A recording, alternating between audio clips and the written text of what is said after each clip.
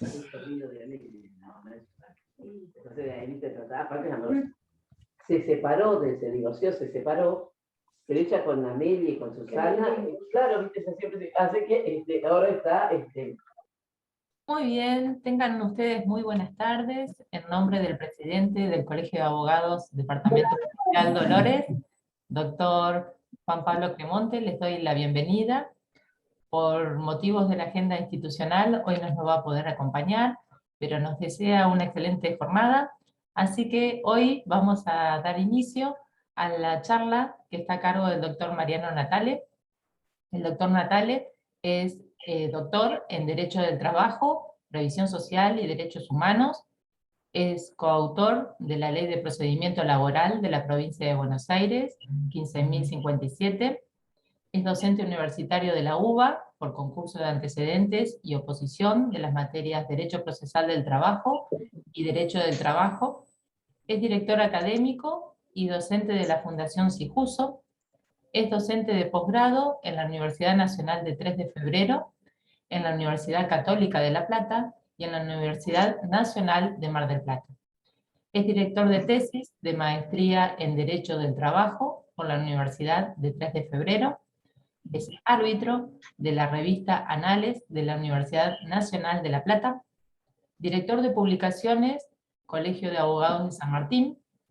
Representante ante la Comisión de Derecho Laboral Colproba y ante la Comisión de Derecho del Trabajo de FACA por el Colegio de Abogados de San Martín. Fue elegido como mejor docente UBA por encuesta de alumnos en los años 2009, 2010, 2011 y 2012.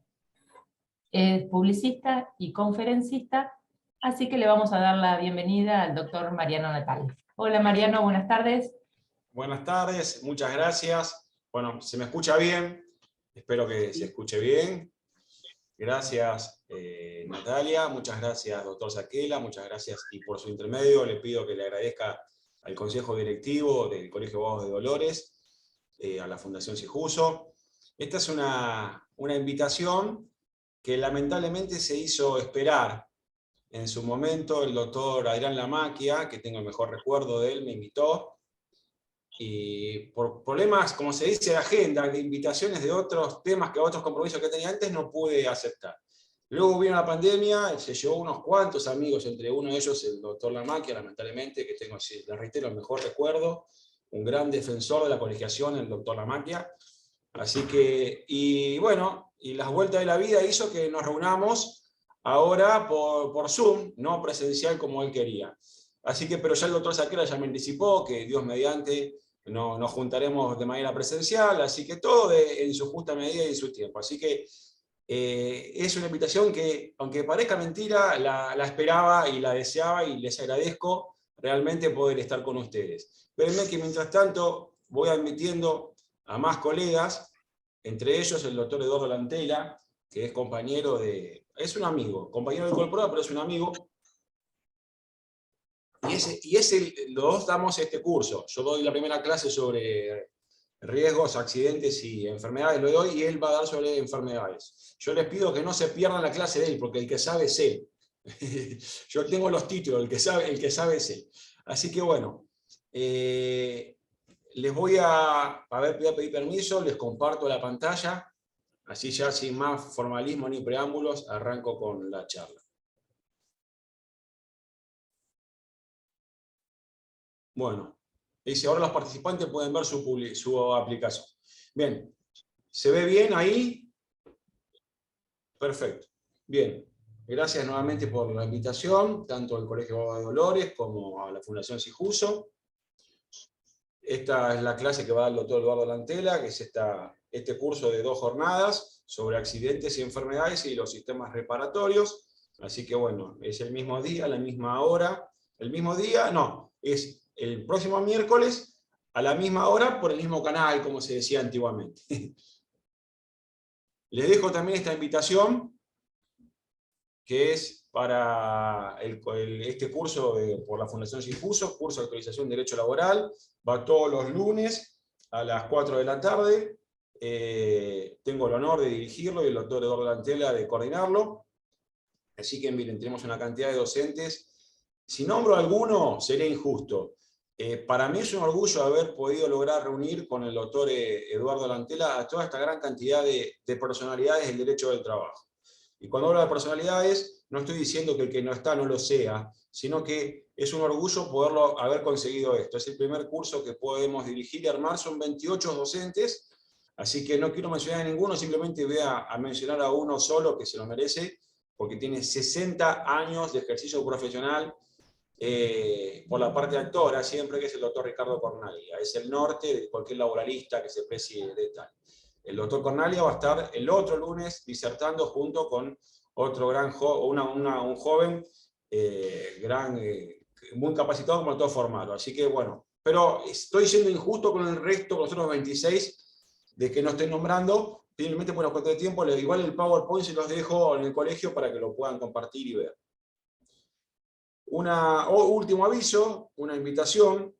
Este es un Facebook que tenemos con el doctor Lantela, el doctor Giuliano y el doctor Lasic, que se llama así, Nueva Ley de Procedimiento en la provincia de Buenos Aires, 15.057, y subimos sentencias y fallos, más que nada lo que hace al 2J y lo que hace al acceso a la justicia, porque la ley está vigente, pero por resolución 3199 de la Suprema Corte está no operativa, lo cual implica que se utilice la ley 11.653, que está derogada, pero que tiene una aplicación, ¿cómo decirlo?, ultraactiva, más o menos como sería como en los convenios colectivos de trabajo. La realidad es que está derogada y esta ley está vigente, pero no se aplica a la vigente y se aplica a la derogada. Bueno, cosas de los bonaerenses, a los que no son bonaerenses no nos van a entender, así que, pero bueno, es este Facebook, van a encontrar muchas sentencias, artículos y demás, mandan la invitación y los aceptamos.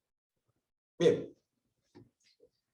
Les leí a Natalia que soy docente, y como buen docente que soy, quiero hacerle siempre una introducción muy breve en sí, muy sencilla, pero introducción al fin, antes de entrar a cualquier tema. Las relaciones laborales, como cualquier relación en sí, se inicia, desarrolla y finaliza.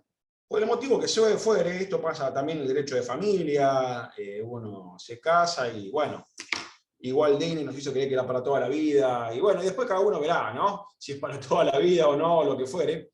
Y las relaciones laborales también son más o menos parecidos, en el sentido de que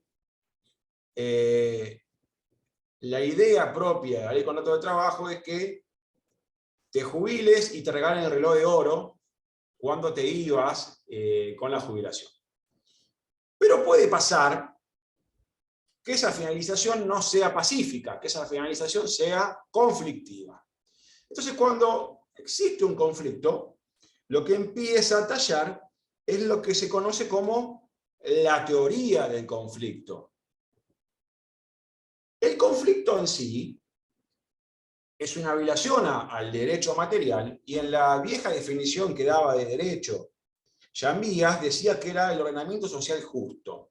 Yo no sé si el derecho es justo o no, porque en los mandamientos que tenemos, por ejemplo, de Couture, nos explica claramente que el derecho, cuando entre en colisión con la justicia, dejemos de luchar por el derecho para luchar por la justicia.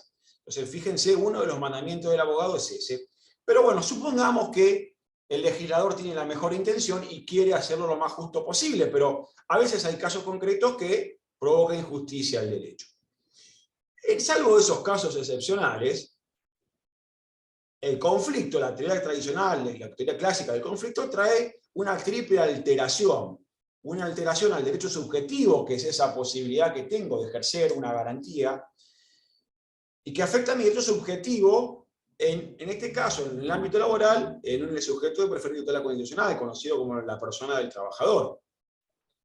Altera a su vez el esquema de poder, porque las normas jurídicas tienen su sistema de creación, y cuando alguien deja de cumplirlas, se altera ese sistema de creación, y la finalidad, la télesis de la ley, de que sean cumplidas, que la norma sea cumplida a partir de la fecha que entra en vigencia, o si no dice, como dice el artículo 5º, si no dice la entrada a la fecha en vigencia, que sea a partir del 8º día de su publicación. O sea, viene a alterar ese sistema que nos ha costado mucho en Argentina sostener, el republicanismo y la democracia. Y por último, altera la paz social. ¿Por qué? Porque ¿cuántas veces les ha pasado en su estudio? Yo le digo a los clientes tóxicos que le dicen, no, pero ¿por qué a mí me van a hacer cumplir esto? Yo lo he hecho y no le pago.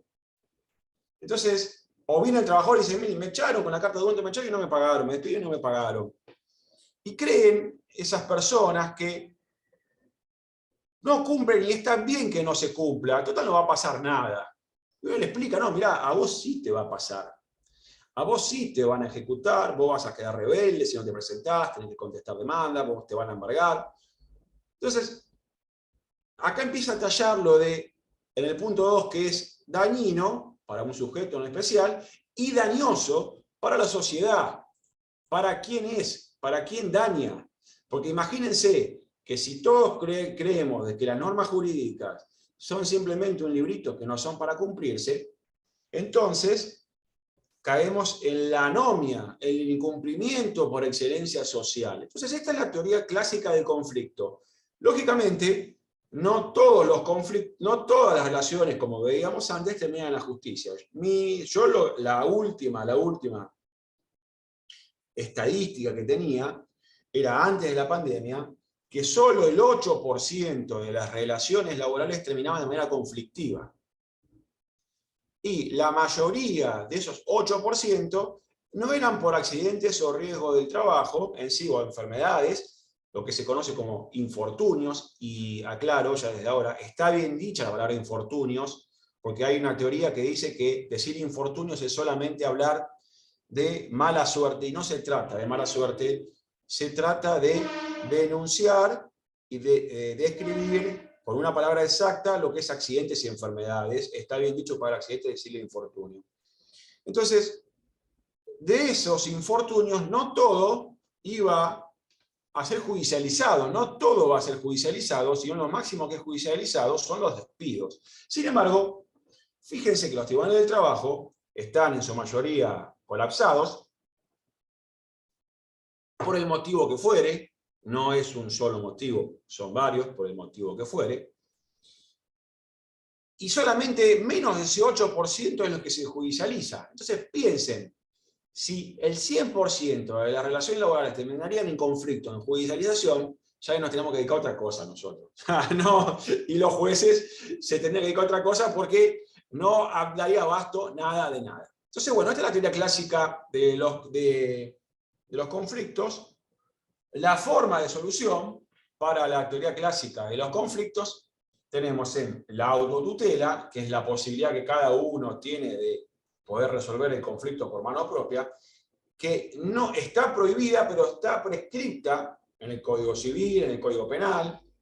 Por ejemplo, el ejercicio de la propia defensa, es la autotutela, genera en sí una tipificación penal, lo único que tiene es la exoneración de lo último, de la pena.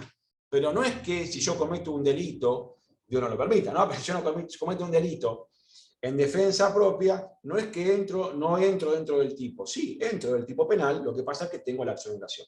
Y en el ámbito civil también lo vemos. Por ejemplo, cuando no es posible el auxilio de las fuerzas públicas de manera inmediata. Por ejemplo, si alguien me corta el curso del agua, está en el Código Civil. Entonces yo tengo la posibilidad, sin exceder la legítima defensa, de hacerlo valer por mis propios medios. O por ejemplo, el cortar el árbol, la rama que viene o la raíz que viene del vecino, cortarlo, está en el Código Civil y Comercial, estaba en el Código de Vélez Sarsfield, está la autotutela. Lo que pasa es que la autotutela es la peor forma de resolución de los conflictos, pero está. La mejor resolución en mi visión, y esto no pido que nadie lo comparta, es la autocomposición, porque acá es donde las partes se ponen de acuerdo, las partes hacen su sentencia, las partes se hacen su acuerdo para cumplirlo o no cumplirlo. Entonces esta me parece que es la mejor forma de, creo yo, del valor justicia. Pero si no tenemos el valor justicia, en la autocomposición lo podemos encontrar en la jurisdiccional, que es distinto a judicial. Se utiliza comúnmente en la práctica como sinónimo judicial y jurisdiccional, y no es lo mismo jurisdiccional y jurisdiccional. La jurisdictio solamente está en cabeza del juez o la jueza del magistrado, En cambio, judicial es un término más amplio. Entonces, buscar las resoluciones. Fíjense, los conflictos, cómo alteran y cómo pueden ser resueltos, y esta estadística, que no todo va a juicio, no todo termina en juicio. Esta introducción creo que resultaba necesaria para ponernos y repasar más que nada lo que ustedes ya saben, pero que a veces nos pasamos por alto porque, lógicamente, cuando viene un cliente con un problema no le vamos a aplicar lo que es la autotutela, la autocomposición, la resolución jurisdiccional. Pero sí viene bien refrescarlo para ir viendo qué es lo que tenemos. Ya entrando ahora sí a los infortunios profesionales, al marco legal y teórico, estas son las principales leyes que tenemos en los temas de infortunios. La originaria 9688 del año 1915, que está derogada, que la 9688 no tuvo muchas modificaciones en sí legales, pero sí tuvo muchas modificaciones del derecho judicial. Los tribunales fueron avanzando y, por ejemplo, fueron creando la teoría de diferencia de la concausa, que no la tenía la 9688. No estaba la 9688 cuando surge, cuando es sancionada. La ley 24.028, que tiene claramente poco tiempo de duración, pero que yo le digo que es la antesala al sistema de riesgo del trabajo. Una ley que se sancionó en el 91 y que tuvo vigencia hasta el 96, cuando entra la 24.557, hasta ya a entrar a operar así. Entonces, la ley 24.557 originaria trae el sistema de seguro obligatorio, quita la responsabilidad del Estado, en el seguro lo vamos a ver, y a su vez, trae algo que era inconstitucional por donde se lo mire. Prohibía que un trabajador le haga juicio a su empleador. Así, lisa y llanamente, los más jóvenes lo pueden entender, no me creerán lo que le digo, le prohibía a un sujeto de preferente tutela constitucional como el trabajador que le haga juicio a su empleador, en tanto y en cuanto no exista dolo de parte del empleador. O sea, salvo que demuestre la intención, estaba prohibido que el trabajador le haga juicio al empleador. Vamos a ver en breve cómo se fue quitando esto, se fue derogando por suerte esto, y cómo la Corte lo declaró inconstitucional, no en Gorosito, sino en Aquino. En Gorosito, con Riva, en el año, creo que fue el 3 de febrero del 2002, 1 de febrero del 2002, la Corte dicta dos fallos. Uno fue Smith, que hablaba del corralito, ¿se acuerdan del corralito financiero?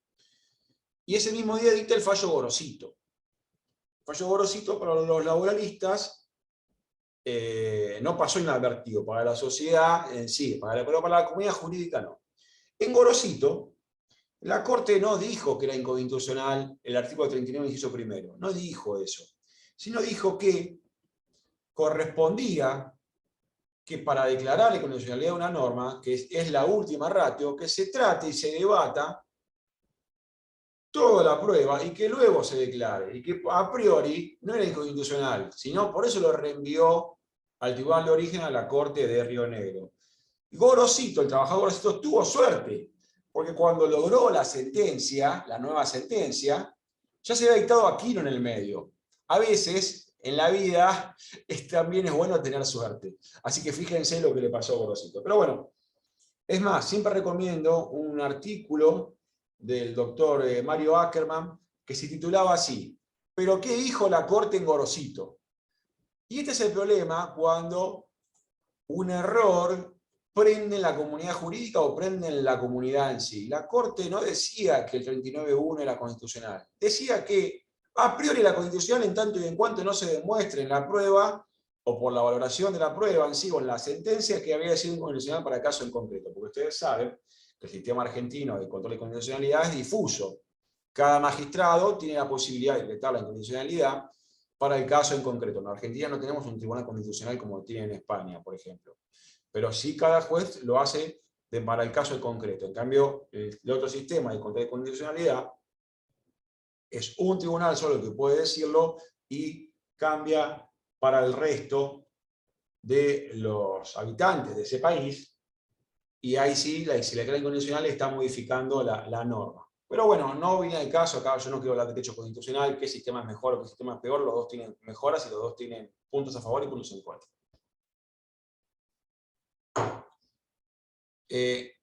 Espérenme que voy admitiendo. La 24.557 se modifica por la ley 26.773, el régimen de reparación, y trae lo que vamos a ver en la segunda parte de esta clase, que es algo que los laboristas conocemos, entre varias cosas, pero trae la opción excluyente. Lo vamos a ver más que nada del artículo 4 de la 26.773, lo vamos a ver y cómo la Corte de la Provincia de Buenos Aires lo declaró inconstitucional, la opción excluyente. Por último, a nivel legislativo, a nivel leyes, me estoy refiriendo, ahora vamos a ver más normas, el sistema está integrado por la Ley Complementaria de Riesgo del Trabajo, la Ley 27.348, que en los artículos 1 a 4, en realidad 1 a 3 trae cuestiones de forma, y como trae cuestiones de forma, obliga a la nación, que no puede invadir, porque las facultades no delegadas de las provincias de hacer sus propios códigos de procedimiento, no puede invadir la esfera ajena, entonces la nación invita a las demás jurisdicciones a que adhieran a esta ley 27.348. La provincia de Buenos Aires adhirió por ley 14.997. Ahora vamos a ver. Bien. La universalidad. ¿A qué me refiero con universalidad? Me refiero con algo mucho más sencillo de lo que parece y a veces pasa inadvertido.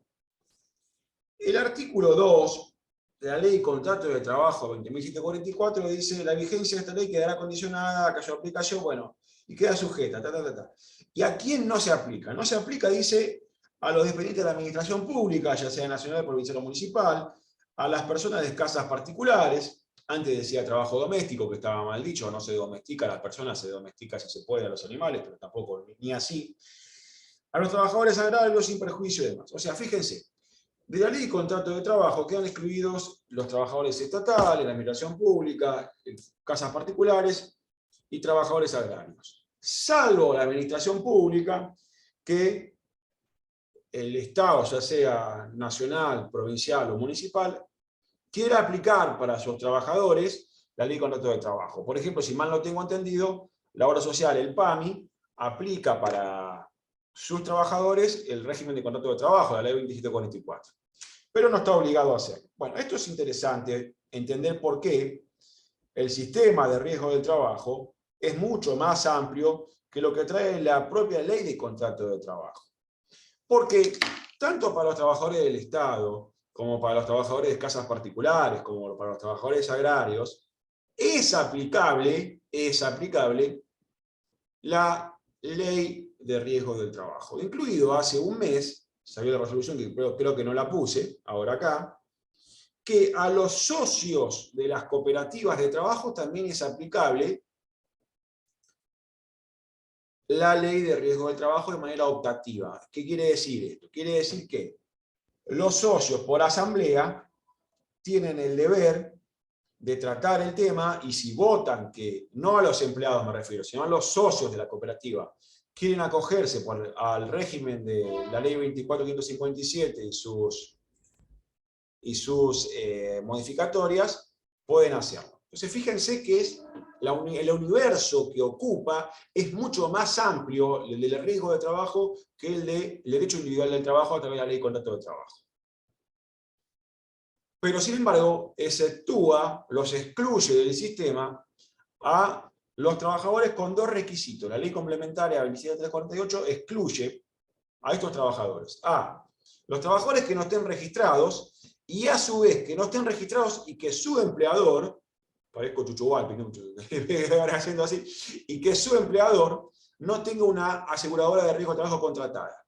Porque si el trabajador no está registrado, pero el empleador tiene una seguridad de riesgo del trabajo, pues el artículo 28 de la ley de riesgo del trabajo, el ART de este empleador va a tener que responder con el trabajador y luego repetirá, si lo considera, le hará el juicio de repetición contra su cliente. Estos están excluidos del sistema de riesgo del trabajo y, a su vez, no solamente están excluidos, sino están excluidos del paso por las comisiones médicas. Así de sencillo. Entonces, si hay un trabajador sin ART y sin estar registrado y el empleador no tiene ART, está excluido. Hay un trámite en la comisión médica, que puede tomarlo y hacerlo. Yo no lo recomiendo. Si está exclusividad, si da este supuesto, directamente yo iría al juicio por acción civil o acción laboral. Acá me detengo en un debate que yo creo que ojalá que Dios me dé mucha vida, pero yo creo que nunca lo voy a haber zanjado esto. Ojalá algún día mi hijo lo vea zanjado. Los laboralistas, 100% laboralistas, como se dice, de pura cepa, me dicen que se trata, los infortunios, en la naturaleza jurídica, los infortunios son daños, derecho de daños laborales. Tienen el derecho de daños, el Código Civil de fondo, la ley de riesgo de trabajo y demás. Los minoritarios, pero cabeza dura como yo, entendemos que no es así. Entendemos que no se trata de derechos de daños laborales, porque existe un librito, que mira, se los presento, se llama Constitución Nacional. Es un librito que a veces se usa, a veces no, en la República Argentina, en la provincia de Buenos Aires, en cualquier provincia. Un librito chiquito, ¿no? Sirve para apoyar la pava para el mate, si quieren. Ojo, si se compran tapadura está mejor todavía, y demás. Se los presento, artículo 14 bis, resabio del artículo 39 de la Constitución de 1949, acotadísimo, ¿no? Pero impuesto, por eso van a encontrar los libros viejos que se dice el 14 nuevo, 14 bis para no renumerar en el 57, cuando se vuelve, en 1957, cuando se vuelve la Constitución de 1853, con el agregamiento de 1860, que cuando se incorpora a la Confederación, a la provincia de Buenos Aires, se incorpora a la Confederación Argentina, la provincia de Buenos Aires se incorpora, se vuelve a esa Constitución, y a ese artículo 39 se lo recorta y se lo pone como 14 bis, 14 nuevo. Y en el tercer párrafo del 14 bis dice, el Estado otorgará los beneficios de la seguridad social. Miren. Entonces, cuando hablo de seguridad social estoy hablando de contingencias. Y si hablo de contingencias, estoy hablando de invalidez, estoy hablando de muerte, estoy hablando de desempleo, estoy hablando de vejez y más contingencia de la seguridad social. Pero no dejo de hablar de invalidez. Y si hablo de invalidez, tengo que hablar de ley de riesgo del trabajo. Y si los derechos de la garantía de la Constitución se reglamentan por una ley, el tercer párrafo del 14 bis es claramente de seguridad social. Pero tranquilos, laboralistas, no se preocupen, no vamos a ir a litigar, el fuero de la seguridad social, ese fuero tan desgastado, con poco personal, con errores y aciertos y demás que tardan en promedio 7 meses para trasladar la demanda. No vamos a litigar ahí porque el juez natural es el juez laboral, porque es un accidente de trabajo. Pero sí hay que reconocer que la ley de riesgo del trabajo generó un mercado de capitales que no existía. La ley de riesgo del trabajo dice claramente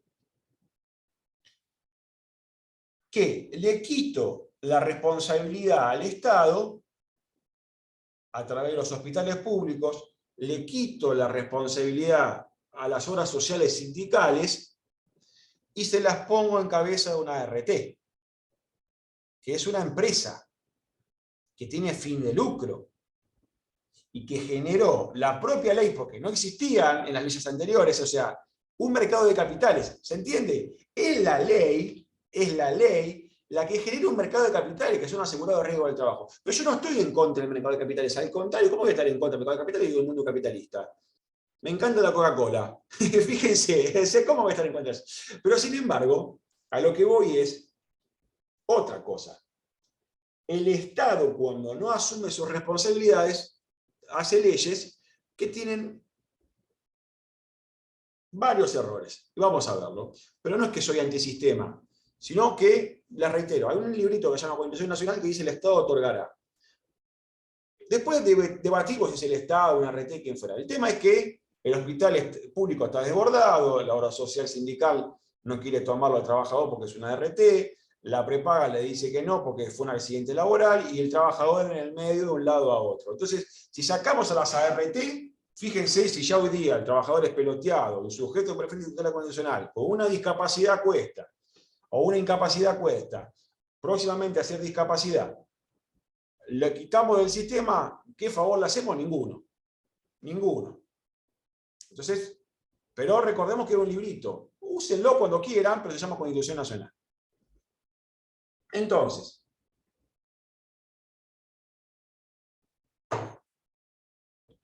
los objetivos de la ley, en términos de género, podríamos decir que la ley de riesgo del trabajo se autopercibe omnímoda. Todo lo abraza, todo lo puede, todo lo hace, previene, reduce la siniestralidad, repara y recalifica. Y recoloca al trabajador.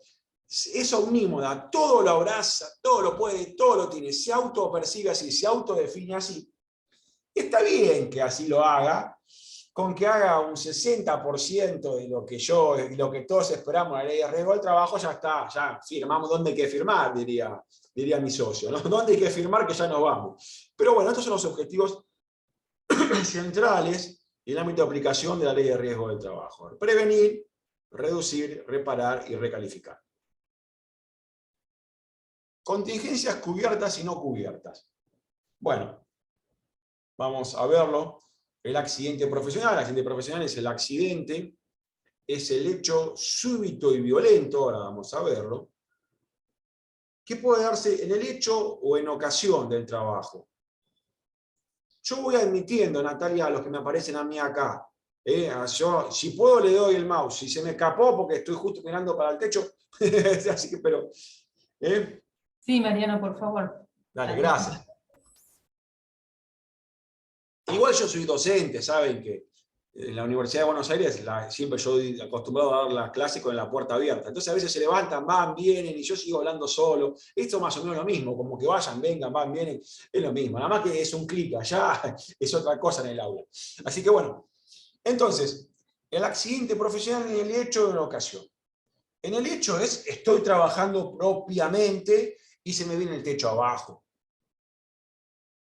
En la ocasión, estoy a disposición del otro sujeto, el contrato de trabajo, y no puedo utilizar ese tiempo en beneficio propio, concepto de jornada, que se complementa con el concepto de remuneración de la ley de contrato de trabajo, y me pasa un infortunio que debe ser cubierto. Que debe ser cubierto por alguien que es la segura de riesgo del trabajo.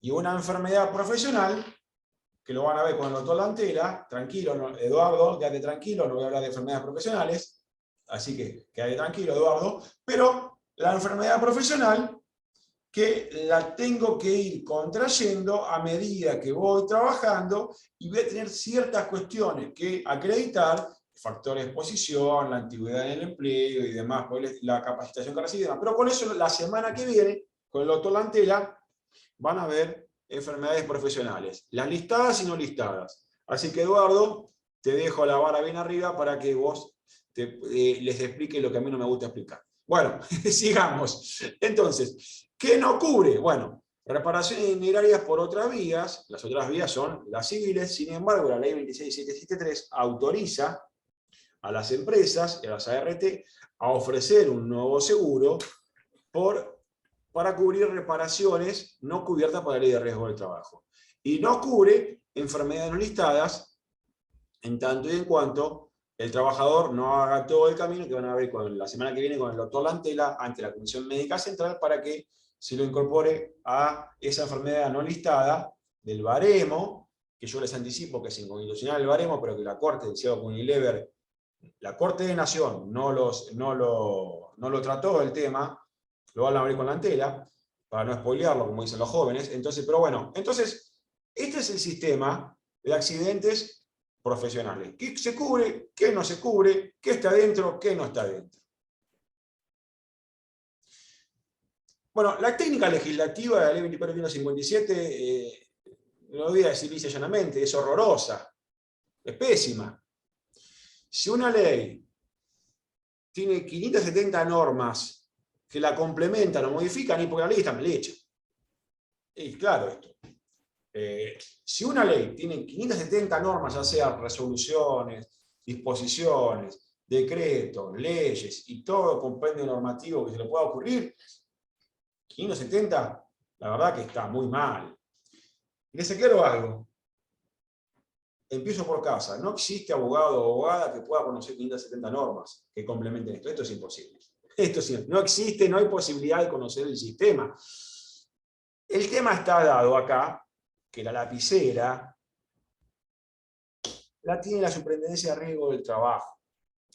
Entonces, por el artículo 3º de la Ley Complementaria de Riesgo del Trabajo, la ley complementaria es reglamentada, le da la potestad a la superintendencia de reglamentarla. Ustedes bien saben, las garantías y derechos que otorga la Constitución Nacional se reglamentan por leyes, las garantías y derechos que otorgan las leyes se reglamentan por decretos, pero acá la ley complementaria dijo no, las garantías y derechos que yo otorgo las va a reglamentar la Superintendencia de Riesgo del Trabajo, que depende del Poder Ejecutivo. Esto es sencillo. Entonces, no requieren todo el trámite para de un decreto y generalmente dictan resoluciones que después se contraponen con otra cosa y van y vienen, como pasó con la resolución 2021 y demás. Por eso tenemos esta inflación normativa. Acá les traigo los principales normas, si se quiere decir, al decir principales normas. El 367 del 2020 es el decreto del COVID como enfermedad profesional no listada. Y incorporo acá la ley 14.97, que es de la provincia de Buenos Aires, que es la ley que la provincia de Buenos Aires adhiere a la ley complementaria de 2748. Es una ley de 2 artículos, pero artículos minimalistas. Uno dice, adhiérase a la ley complementaria de riesgo del trabajo 27348, y el segundo dice, de forma. Es más o menos cuando vamos al registro civil y nos dicen, María Natalia, ¿acepta por esposa fundamental? Sí quiero. Bueno, es eso. Eso hizo la provincia de Buenos Aires con la Nación. ¿Acepta la ley 2748? Sí quiero, dijo la provincia de Buenos Aires. No se reservó ningún derecho, no hizo nada. Y luego vino la ley 1557 con el artículo 2J, que complementa, lo va a explicar bien Eduardo Lantela, complementa esa adhesión.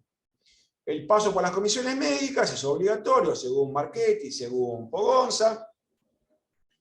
Marchetti de provincia, Marchetti que hizo SACSA de provincia.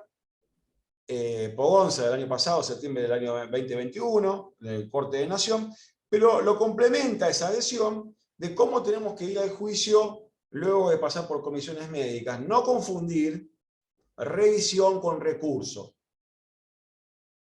La revisión no es un recurso, el 2J no es un recurso.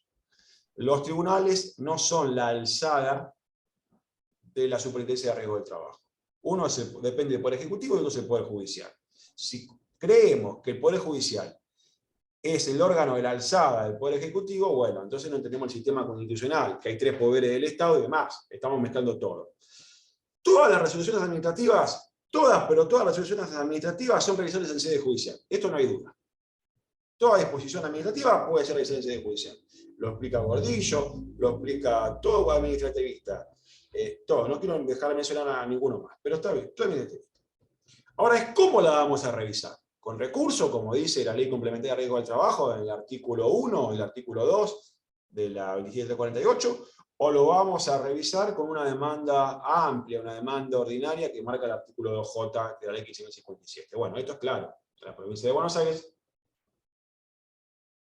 lo hace por una ley, a través de una ley, complementa la adhesión y lo hace por una demanda. Más allá que ustedes digan que cuando lo inicien, yo sigo usando para cuando inicio una demanda dentro de 90 días, que fui a la comisión médica, no me puse de acuerdo.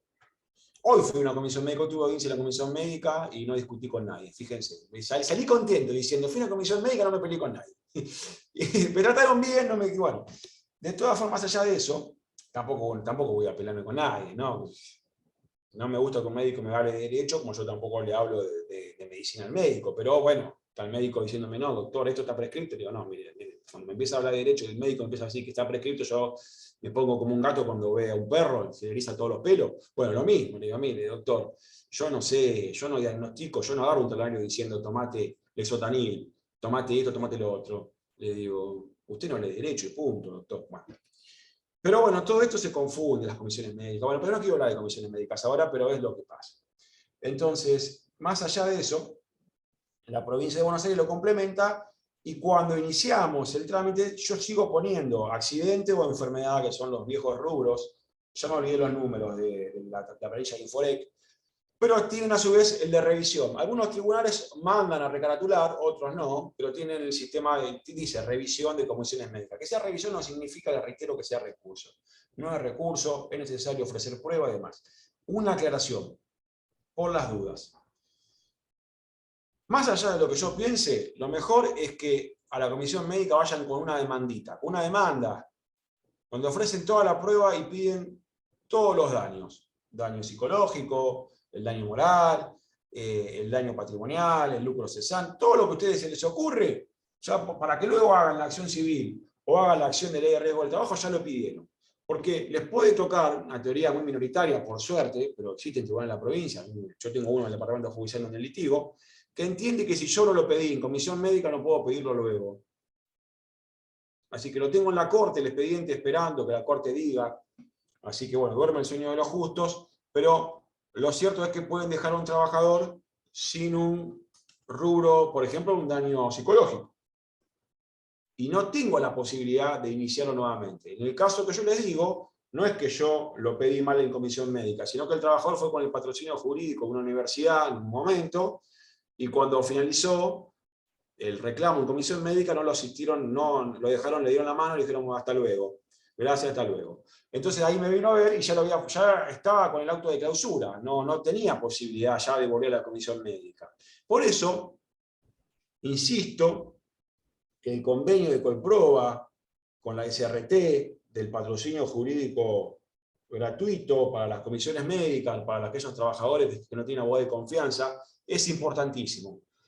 Es un avance que hizo el Colproba, que luego dirigió la Federación Argentina de Colegios de Abogados, la FACA, a este convenio. Trabajamos mucho con el doctor Eduardo Lantela en su redacción para poder hacerlo. Hemos tenido muchas reuniones en plena pandemia por Zoom y demás. Así que es un gran avance porque el abogado o la abogada que sale sorteado, primero siempre va a tener a un trabajador que no es de confianza que atender y le deberá decir si corresponde o no. Y luego de eso, va a hacer todo el trámite en comisión médica. Y si considera que no debe acordar, no debe hacer un acuerdo que se homologue, va a poder acompañarlo afuera del juicio, de fuera de la comisión médica y llevarlo al juicio, cosa que no pasaba con el patrocinio anterior. Entonces no deja a un trabajador en estado de indefensión. No lo deja en estado de indefensión. Esto es importantísimo. Y a su vez, para los abogados que se anoten en la COM, se llama así, siempre van a poder cobrar sus honorarios, porque si la RT no le paga, pueden ir a la vía de la regulación, el juicio de regulación y cobro de honorarios. Y siempre el demandado es un demandado solvente, porque es una RT.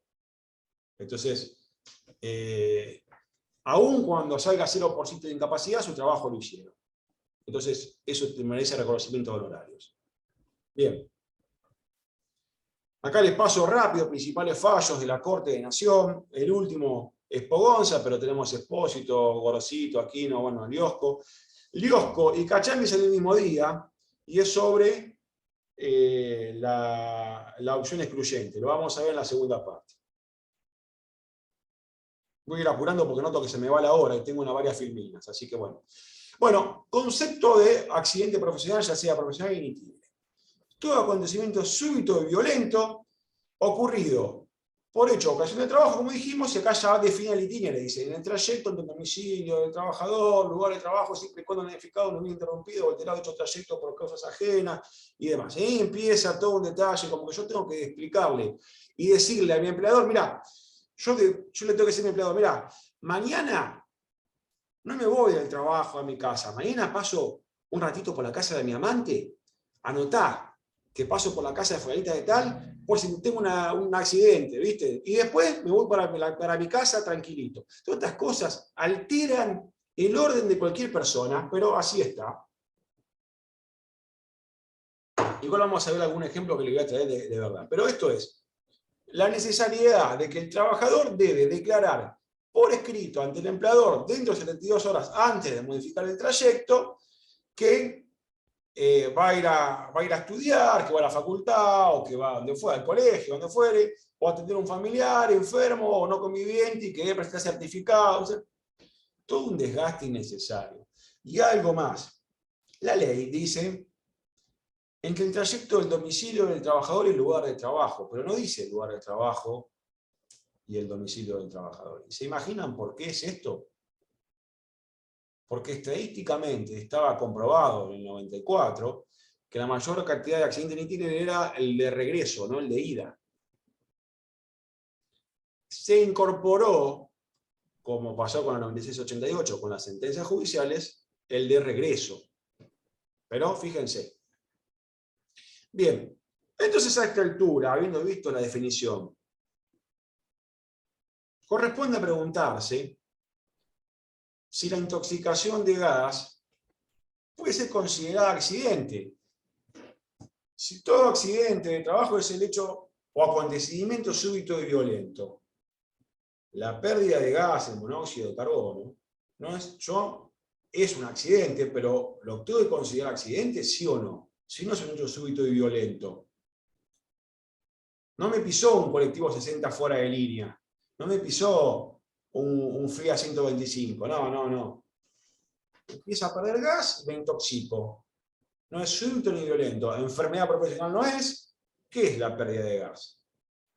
Bueno, entonces cuidado con las definiciones que pretenden admitirlo todo, que pretenden todo incorporarlo a una definición, porque así pasa con el listado de enfermedades profesionales. Es enfermedad todo lo que esté en un baremo, 49-14. Lo que no esté en este baremo no es enfermedad. Y después viene el COVID, que nadie lo tenía en los planes, lamentablemente. ¿Y qué hacemos con el COVID? Bueno, lo ponemos como enfermedad profesional no listada. Entonces, cuidado con las definiciones que trae la Ley de Riesgo del Trabajo, porque nosotros, como abogados, como abogadas, voy a decirlo, como abogadas, tenemos la obligación de formar el pensamiento crítico, el espíritu crítico para ver si está bien o está mal. Y cada ley que sale del Congreso tenemos que analizarla con la Constitución Nacional y ver todos los días, ¿esta ley es constitucional o es inconstitucional? ¿Corresponde o no corresponde que la tache de inconstitucional frente a los tribunales? En el caso concreto, ¿corresponde o no corresponde? Somos nosotros los garantes de la Constitución Nacional, los abogados. Los principales supuestos de accidente en itinere, bueno, ahora vamos a verlo bien el de Benítez, lo vamos a ver más adelante, pero en este precedente que va en trabajo 5 de Quilmes, Benítez, Mauro, Rodrigo, Confederación Patronal, el doctor Guibaudi dice que los accidentes in itinere los que más se dan son los accidentes viales, accidentes provocados por caídas que producen lesiones, o sea, generalmente en la parada del colectivo, queriendo subir el colectivo, bajando el colectivo, o en el tren, y lamentablemente los hechos delictivos, robo u otros, ¿no? Estos son los que mayor talla en sí que conforma el accidente in itinere. Sin embargo, vamos a verlo ahora, lo traje a propósito porque este caso de Benítez es novelesco. Vamos a verlo, es de laboratorio novelesco, vamos a verlo. El accidente in itinere debe ser, como lo vimos, del domicilio del trabajador al domicilio del empleador o del trabajo y viceversa. El doctor Stolacek una vez me hizo una apuesta, el doctor Stolacek, que es juez de Tribunal de Trabajo 5 de Quilmes, me hizo una apuesta, estamos en una charla, estamos en una conferencia y me dijo que no te animás y se la gané la apuesta. Y ahora me acuerdo siempre que explico esto y se lo digo. Voy a hacer un chiste, no lo tomen a mal. El accidente in itinere es el accidente peronista. de la casa al trabajo y del trabajo a la casa. Y es el accidente. Y por hacer ese chiste, me gané una cena. Así que ahora Héctor Lassic no está, porque está en la Universidad de Mar del Plata, pero le voy a reclamar otra cena a él. Así que ustedes recuerden, para hacerlo más fácil entenderlo, el accidente in itinere es el accidente peronista, de la casa al trabajo y del trabajo a la casa. Bien, entonces, domicilio del trabajo y domicilio del empleador o viceversa, y acá empezamos con el horario y lugar de trabajo. Yo salgo a las 6 de la tarde. Vivo en Capital Federal, en Belgrano, y trabajo en Villa Ballester. Tengo una hora y cuarto, una hora y media. Debería llegar a mi casa a 7:30, 8, 8:30, si hay algún problema. Y me accidenté a las 22 horas. Y me accidenté en San Justo. ¿Y qué tiene que ver? Yo no tengo, al fin y al cabo, la intención de regresar a mi casa. Yo no declaré a mi empleador, no le dije a mi empleador, mirá que voy a ir a cuidar a una tía que está enferma que vive en La Matanza, que vive en San Justo. No le dije nada. ¿Qué le tengo que contar a mi empleador? O mirá que estoy estudiando en la nocturna, para tener la nocturna, para terminar el secundario. No le dije nada. ¿No tengo el ánimo de regresar a mi domicilio? Sí, lo tengo. Por supuesto que lo tengo. ¿Desvié? Sí, lo desvié. Pero, ¿obtuve un beneficio? O un caso más sencillo. Los sueldos no se pagan ya más por sobre. Tienen que pagarlo por depósito bancario. El trabajador que pide permiso para salir media hora antes de su empleo para ir a cobrar el sueldo del cajero electrónico. Sale el cajero electrónico, lo asaltan y lo matan. ¿Desvió el trayecto? Sí. ¿El horario y el lugar? El horario tenía que estar dentro de la empresa, no tenía que estar cobrando el sueldo. ¿Pierde el ánimo el trabajador de regresar a su domicilio? No, no lo pierde. Entonces el artículo 6º, en algunos casos en particular, tenemos que analizarlo y desmenuzarlo y ver si corresponde o no corresponde. Acá les traje cómo pueden interrumpirse habitualmente, razones personales, bueno, falta momentánea de servicio de transporte. Por ejemplo, yo me tengo que tomar el tren y el tren me dice, no, llega a San Martín y me dice, no, hasta acá llegamos, tenés que tomarte, no sé qué colectivo que te lleve a tu casa. Y tengo un accidente que no lo permite. Yo desvié el trayecto, pero había un problema. Tenía que desviarlo porque si no me iba a quedar en la estación de tren y varado para poder llegar a mi casa. Entonces, fíjense en la incomodidad que genera estas resoluciones y estas definiciones. Por estudio, por concurrencia, otro pluriempleo. Acá el pluriempleo es el supuesto más complejo. Salgo de un trabajo y me voy a otro. ¿Qué ART me tiene que cubrir? Y me tiene que cubrir la red, sí, en ese trayecto de un trabajo a otro, me debería cubrir la RT de la que estoy yendo al trabajo. Pero siempre tiene.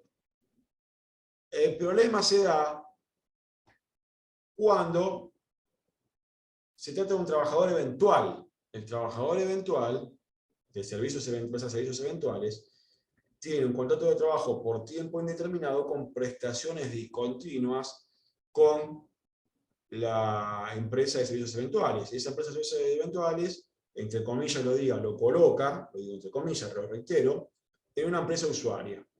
Y esa empresa usuaria tiene su asegurado de riesgo del trabajo. Entonces, a ese trabajador que tiene el accidente in itinere o que tiene un accidente de trabajo en el hecho del trabajo, a ese trabajador eventual, ¿qué ART debe cubrirlo? ¿La ART de la empresa eventual o la ART de la empresa usuaria? ¿Qué se imaginan ustedes? Si tienen el micrófono inhabilitado, hagan las preguntas y demás por el chat, o opinen por el chat. Bien. Así hacemos el intercambio, Natalia.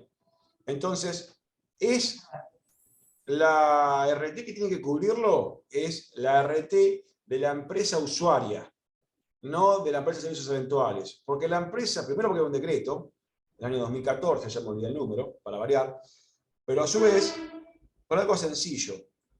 La RT tiene el deber de fiscalización y denuncia ante los incumplimientos de la empresa, del cliente, del asegurado, mejor dicho, que denunciarlo a la Superintendencia de Riesgo del Trabajo. La RT de la empresa usuaria no tiene el deber ni la potestad de fiscalización en la empresa usuaria. O sea, las empresas de servicios eventuales, la RT de la empresa de servicios eventuales, no puede entrar a la empresa usuaria a fiscalizar, salvo que sea justo la misma RT. Voy a decir, federación patronal para la empresa de servicios eventuales y federación patronal para la empresa usuaria. Pero si no, no. Entonces, por eso no tiene deber de fiscalización, aún incluidos los itinerantes.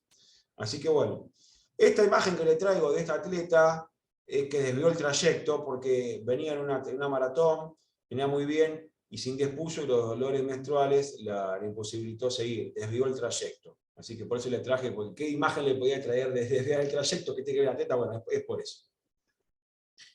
Motivos de rechazo. Los motivos de rechazo son claramente por el decreto 717, fíjense siempre, porque esto es importante, y modificado por el 1475. Cuidado, si la RT guarda silencio, se presume admitido el siniestro. Generalmente la RT, cuando tiene que hacer la investigación propia de cómo fue la mecánica del accidente, envía una carta al trabajador diciéndole que va a otorgar las prestaciones, pero que suspende por el plazo que marca el 717 para expedirse definitivamente, pero que las prestaciones las va a otorgar. Entonces, en este supuesto, es claro que por ley del seguro y por el decreto 717, si la RT nada dice o omite pronunciarse en tiempo y forma, entonces el siniestro queda aceptado iure in apreciación y iure te iure.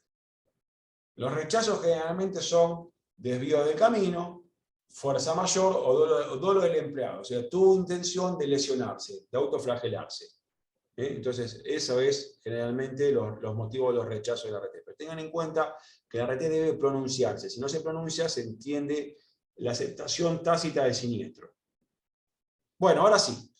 Vamos a este ejemplo que es novelesco, que es un caso de verdad.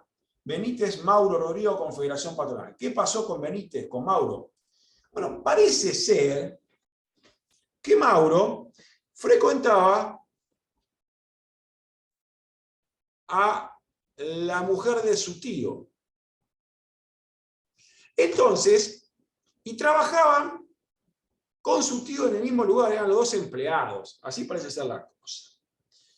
Entonces, yo se lo cuento porque a mí me gusta todo este chimerío, ¿no? Entonces, resulta ser que el tío, Mauro Benítez, comenta que sale del trabajo, se desvía hasta el kiosco a comprar cigarrillos, o sea, como paquete de pucho, vuelve a la cochera donde guarda habitualmente el auto y lo espera el tío en su camioneta diciéndole: ¿cuánto hace que andás con la tía? ¿No? Qué mal gusto, ¿no? Pero bueno, ¿cuánto hace andás con mi mujer? Entonces, que Mauro le dice: no te entiendo. Esto es, neguemos todo, Benjamín. Tenemos, como dice la película, hay que negar, porque el abogado puede mentir, pero no puede mentir siempre. Pero cuando nos enganchan hay que mentir, hay que negar todo, ¿no? Pero bueno, entonces como que Mauro le niega un poco al tío, y el tío, sin decir agua va, se mete en la camioneta, agarra una escopeta y le dispara y lo hiere fuertemente en el cuello. Se escapa el tío, lo abandona, y acá viene el tema. Mauro llega como puede hasta la puerta, no muere, de hecho hizo el juicio y demás, y la demanda le rechaza el siniestro porque le dice que es un hecho ajeno al trayecto del trabajo a la casa. Que es, como decían los policías antes, un crimen pasional. ¿Se acuerdan que decían eso los policías? Crimen pasional, bueno. Entonces, generó disidencia dentro del Tribunal de Trabajo 5 de Quilmes esto. Porque la doctora Zacarías lo entiende bien y cita precedentes de cortes provinciales donde dice que no corresponde para estos casos. Ya existió otro Mauro Benítez que andaba con la mujer del tío. Ya ha pasado. Entonces, pero acá lo traigo.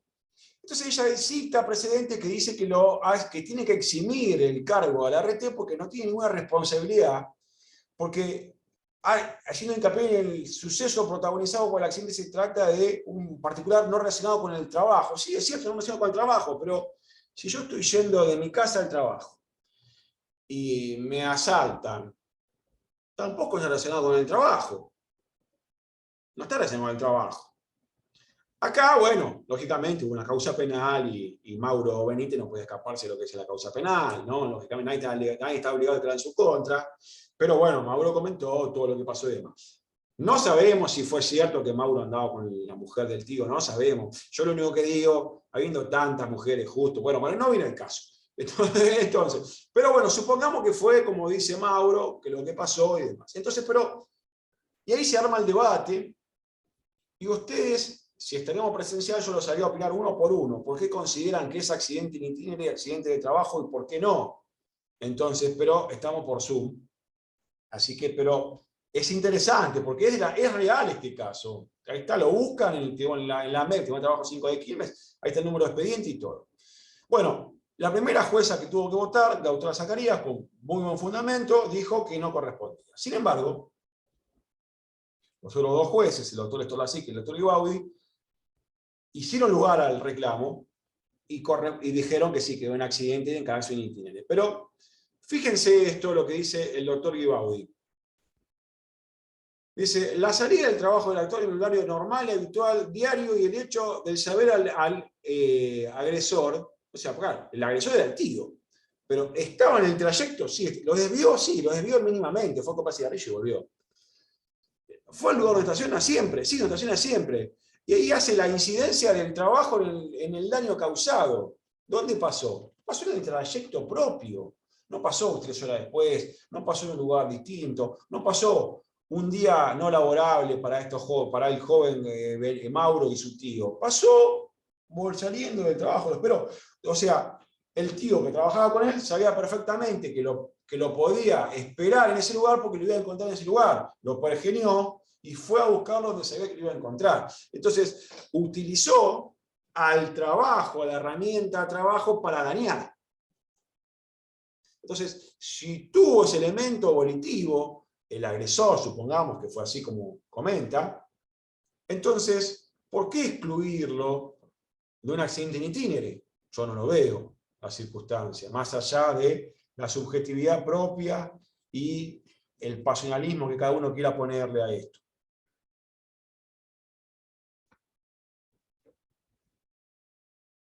El presidente de la Suprema Corte dice, la responsabilidad fundada en ley especial por daño sufrido en el trayecto resulta objetiva, ya que se trata de una imputación por ocasionalidad, por riesgo específico impropio, por riesgo de la empresa, derivado del hecho que el trabajador puso su tiempo a disposición de aquella. Causa Sebrinsky contra Siderca. Fíjense la importancia de la doctrina legal, porque si no, el fallo del primer voto, acá reitero, hubiera caído en violación de doctrina legal. Porque la Corte de Provincia es otra cosa. La Corte tiene facultades, la Corte Provincial tiene facultades casatorias. Ley 58-27. Entonces tiene facultades casatorias. 57-28, perdón. Tiene facultades casatorias. Entonces, fíjense la importancia del precedente que habla de la ocasionalidad y la responsabilidad objetiva. Ya no hay discusión de por qué pasó, por qué no pasó y demás. Pasó en el trayecto y punto. Tiene la intención de regresar, tiene el ánimos de regresar a su casa y sin embargo se encuentra con otra persona que lo agrede. Pero el ánimo lo tenía de regresar a su casa, no desvió el trayecto ni nada por el estilo. Este precedente, búsquenlo, 78.855, porque es importantísimo tenerlo.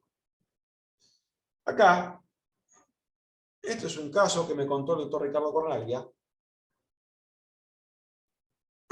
maestro de Derecho del Trabajo, un caso de una trabajadora que él se quedó como con ganas de hacerlo y no lo hizo, me dijo. Yo no sé qué hubiera pasado, pero para que lo tengan en cuenta simplemente.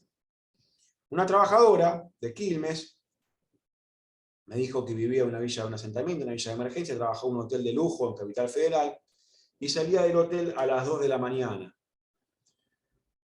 Y que llegaba a su casa eso de las 4, 4 y cuarto, 3 y media, 4 y cuarto. O sea, plena horario nocturno, de desprotección por excelencia, que estamos en la calle. Entonces, él no lo hizo en el juicio, pero lo pergeniaba si existía responsabilidad civil del empleador, sabiendo que la trabajadora vive en un barrio riesgoso, en que salga a horarios nocturnos, con el riesgo claro y manifiesto que eso implica. Yo comparto la idea del doctor Cornaglia, pero yo creo que por doctrina legal no le hubieran hecho lugar. No sé ustedes si se entendió. Una empresa que sabe que su trabajador vive en un asentamiento, en una villa de emergencia, que es un lugar peligroso, y que le puso un horario de trabajo que salga a las 2 de la mañana del centro, en Capital Federal, para que llegue a Quilmes a las 3 y media, 4, 3 y cuarto, 3 y media, 4. Y que tiene que atravesar. A la trabajadora en ese caso, en ocasión de un robo, le golpearon la mano derecha, la hábil, y le quedó, ha perdido unas cuantas falanges. Bueno, muy triste el caso. Entonces, el accidente en itinere no admite la posibilidad de reclamarle al empleador, salvo que el empleador sea el que maneja el colectivo y provoca el accidente. No hay responsabilidad civil del empleador. Y esto es algo que vamos a ver en los errores comunes. No hay responsabilidad civil del empleador en accidentes. Más, no hay casi ningún tipo de responsabilidad en sí en el itinere. Y esto es un error común que a veces los abogados cometimos, que pretendemos que se condene civilmente al empleador por un accidente en itinere. ¿Y qué responsabilidad tiene el empleador en ese caso? Entonces, tengan en cuenta esto, que el doctor Cornaglia me lo esbozó a mí, me lo comenta, y yo corresponde que les diga que fue el doctor Cornaglia, porque no es idea mía, fue idea de él, pero tampoco lo llevó a la práctica. Bien. Natalia, ¿hay alguna pregunta o algo? No, puse que podían hacer preguntas y acá me contestó Silvina Pais que no tenía la intención de volver a su domicilio, el caso que estábamos hablando. Si no tiene la intención de volver al domicilio, entonces tienen que denunciarle el domicilio al empleador que se ha mudado para que lo cubra. Bueno, pasó en la pandemia. En la pandemia supuestamente, donde nos encontraba el 20 de marzo del 2020, nos teníamos que quedar, los que no éramos esenciales. Y no estábamos, por ahí me tocaba justo en otro lado, estaba, no sé, en Catamarca, y me tenía que quedar ahí, ¿se acuerdan? Entonces ¿Sí? tenía la intención de volver, pero bueno, ahí tiene que denunciarlo. La intención de volver al domicilio siempre está, salvo, bueno, algún que otro problema. Esa es la intención. Fíjense el precedente de la Corte que lo dice claro. Desvió, pero hasta la responsabilidad es objetiva, tiene la intención de volver al domicilio. Doctora Ana, ¿alguna pregunta? Sí. No veo ninguna otra pregunta, Mariano. Bueno, continuamos entonces. Adelante. Gracias. El in itinere, el precedente Espósito, siempre confundo Espósito con Urquiza, son dos temas distintos, pero bueno, no viene el caso. Espósito, precedente Espósito, cuando se redacta la ley 26773, como que tiene la intención de dejar afuera al in itinere del 20% del daño que trae los daños no compensados. Los daños no compensados son otro tipo de daños. Se puso un 20% porque el legislador dijo el 20%, así de sencillo. Porque existía el fallo de la Corte, Luca de Oz, del año 2009, que dice que cuando una reparación no cubre todos los rubros, una indemnización, no cubre toda esa, o una indemnización, una reparación, llámalo como quieran, no son sinónimos, pero bueno, vamos a poner que son sinónimos. La Corte Luca de Oz dice cuando una reparación, cuando una indemnización no cubre todos los rubros, esa indemnización no es justa. Entonces, el legislador reforma la ley y pone la ley 26773, el legislador del año 2012, y le agrega otro tipo de daños no compensados por la propia ley, y le da el 20%. Sin embargo, deja fuera, o dejaría fuera el itinere. Y le pone el 20% con la opción de que vaya, que salga de la opción excluyente, que vaya a la ley de riesgo del trabajo, que no haga la acción civil. Esta es la principal idea que tuvo el legislador en su momento.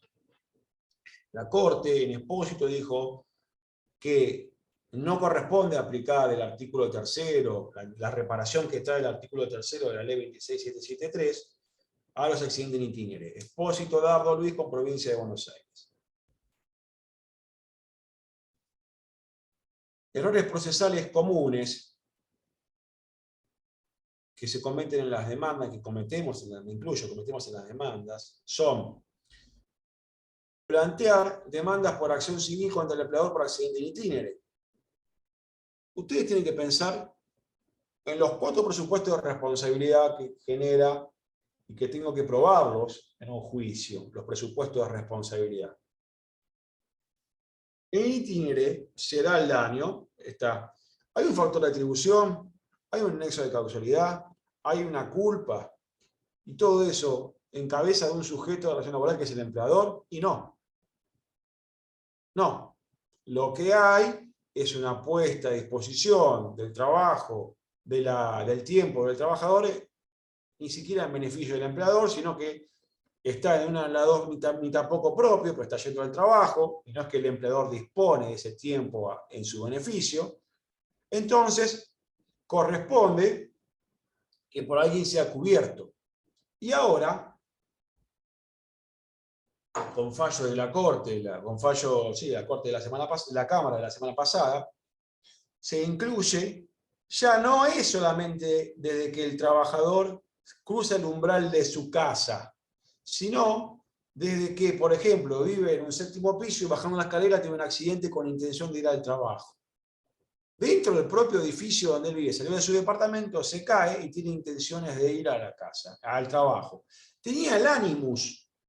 Entonces hay que buscar la jurisprudencia para que lo cubra y demás, pero para que lo entiendan, siempre busquen la intención del trabajador, el horario de trabajo, el trayecto, para ver si corresponde o no. Pero no busquen siempre la responsabilidad del empleador, porque en el itinere generalmente no existe responsabilidad del empleador. El otro error es confundir el itinere con el accidente en ocasión, conocido como inmisión. Por ejemplo, un trabajador que tiene que estar todo el día en una oficina. Y el empleador le dice: Ricardito, ¿vas a comprar el diario? Bueno, sí, jefe, ahí voy. Sale y lo pisa un 60 fuera de línea, Ricardito, y lo lesiona. Ese accidente no es in itinere, ese es inmisión. Es en ocasión del trabajo, si bien Ricardito no era contratado para ir a comprar el diario, sino para poner sellos, para apuntar figuritas, qué sé yo, no sé, para lo que fuere, pero cumpliendo órdenes de su superior, de su empleador, tuvo un accidente. Esa es inmisión. Ahí sí hay responsabilidad del empleador, porque fue él quien lo capacitó a decirle: mirá, cuando cruzar la calle, mirá para los 2 lados, por ejemplo. No confundan el itinere. El itinere desde la casa al trabajo y del trabajo a la casa. Y en misión puede darse este supuesto que le doy. No me gusta mucho explicar esto por la casuística, pero a veces es más fácil explicarlo por la casuística porque entra mejor. Y la otra, plantear demandas por acción laboral contra el empleador por accidente en itinere. O sea, la acción laboral, que es el 75 y 76 de la Ley de Contrato de Trabajo, que me lleva claramente a la forma de tarifación que trae el Código Civil, porque 75 y 76 es la exceptio nona de preti contractus, esa posibilidad de eximirme de cumplir, que no se da en el itinere, porque volvemos a lo mismo. Yo me puedo exonerar de cumplir si el colectivo es riesgoso. ¿Qué culpa tiene el empleador del colectivo no esté en condiciones? Ninguna. ¿Se entiende? Entonces, el 75 y 76 para el itinere no tiene cabida en sí. Sí para el accidente de misión, eso, pero no es en itinere, es otro tipo de accidente. Bien. La opción con renuncia, cambiando de tema. Ya vamos concluyendo la charla. Y vamos a la parte más importante, a escucharlos a ustedes, a leer las preguntas y demás. Dice la 26773, en su artículo 4, que una vez recibida la carta documento que le dice la RT que tiene la posibilidad de hacer un reclamo, tiene que optar entre si va a ir por la vía de la propia ley o va a ir por la vía civil. Y si va por la vía civil, se pierde el derecho del trabajo, va por los principios del derecho civil y hasta tiene que pagar tasa de justicia y hasta se va a un juez civil que lo va a tratar. O sea, violenta el principio de juez natural y violenta el principio del derecho del trabajo, de los principios propios del derecho del trabajo, principios protectorios. Pero bueno, lo pone en esta encrucijada. Sin embargo, el artículo 4, la 2673, no le dice cuánto va a cobrar por una acción civil y cuánto cobraría por una acción de riesgo del trabajo. Le dice, tiene que hacer la opción. Y la opción la tiene que hacer dentro de los 20 días, en el plazo ese corto, que es justo el momento donde me dan el alta y donde más difícil es, donde yo o vuelvo a trabajar y estoy, si me quedo sin plata, o porque la RT me dejó pagar el sueldo, o veo que agarro. Entonces, lo que voy a agarrar lo más corto, que es la reparación tarifada. Esto es claro. El sistema está hecho para que el sistema sea claramente económico y suficientemente económico. La opción excluyente existió en la República Argentina. No es que la 26773 la trae como algo novedoso, como algo vanguardista, como algo que no existía. No, ya existió. Existía en la 26773, lo trae de nuevo. No es que no existía antes ni nada por el estilo. La 9688 lo trajo, fíjense, la 1915, la 2428 la trajo. No lo trajo la Ley 2457 por algo más sencillo que le decía al principio. ¿Qué le decía al principio? No lo trajo porque les prohibía al empleador ser demandado por el trabajador. Por eso no lo trajo. Entonces no estaba por esa sencilla razón. No estaba por eso. Por eso no era opción excluyente, porque no había posibilidad de hacer juicio salvo dolo del empleador. Entonces, por esa circunstancia, no estaba esta cuestión, que es la opción excluyente. Entonces, fíjense, cuando se deroga la prohibición de demandar al empleador, se dice, bueno, se deroga, pero no libremente. Se deroga, pero me tenés que optar. Me vas a optar si vas a ir por la acción civil o si vas a ir o la acción laboral, que usás la acción civil con los riesgos del trabajo, o si vas a utilizar el sistema propiamente cerrado, reparatorio de los riesgos del trabajo. La Corte de Nación en Aquino dijo algo como que abrió la puerta a aceptar otro sistema. Como lo dije antes, y no quiero ser autorreferente, los derechos constitucionales se reglamentan por leyes y el legislador tiene la posibilidad de hacer un sistema especial para un colectivo que se llama trabajadores y trabajadoras. La ley de riesgo del trabajo es un sistema de regulación del artículo 19 de la Constitución Nacional, el altero non laeder, para un régimen especial de trabajadores. Para los que no son trabajadores, para el Código Civil. El altero es un principio central del derecho, el no dañar al otro, principio básico del derecho romano. Entonces, este principio básico del derecho romano está reglamentado para un colectivo especial por un marco especial, que es hacer este sistema reparatorio. Ahora bien, este sistema reparatorio tiene alcances menores que lo que dice el Código Civil. Y acá empieza a tallar cuando el accidente incluye a personas en el hecho del trabajo, en ocasión de trabajo, y a personas que no son trabajadores. En el año 98, lamentablemente cae un avión, creo que era de Austral, en Fray Bentos. La vida del capitán, las azafatas, el equipo de a bordo, entre comillas lo digo y perdón por esto lo que voy a decir, valía menos que la vida de los pasajeros. Entonces, yo ya sé perfectamente que la vida no vale lo mismo. Yo me acuerdo cuando yo estudiaba en la facultad, tenía el profesor de Derecho Civil que me decía, el doctor Alterini, que me decía, las piernas de Maradona no valen lo mismo que mis piernas, decía. Yo hoy día dicen las piernas de Messi, ¿no? Bueno, entonces, claro, lógicamente, no vale lo mismo, no el lucro cesante y demás, pero el valor vida, si se le puede dar algún valor, y perdón por hablar así tan groseramente, no puede ser que por el mismo accidente valga más uno que otro, porque hay una discriminación arbitraria por el solo hecho de ser trabajador. Por el hecho de ser trabajador, tu vida valía menos que la vida del pasajero. El caso de Fray Bentos era el caso por excelencia. Una madre intelectual que yo tuve, que ella me decía hijo, era la doctora Estela Ferreiros, que en paz descanse, fue mi titular de cátedra, y ella me explicaba esto, me decía, no puede ser que la vida de uno valga más que otro porque uno era trabajador y el otro era pasajero. Digo, bueno, doctora, ¿qué quiere decir? El sistema es perverso. Le digo, bueno, cámbielo. Me dice, yo no soy legisladora, yo soy jueza. Bueno, está bien, le digo.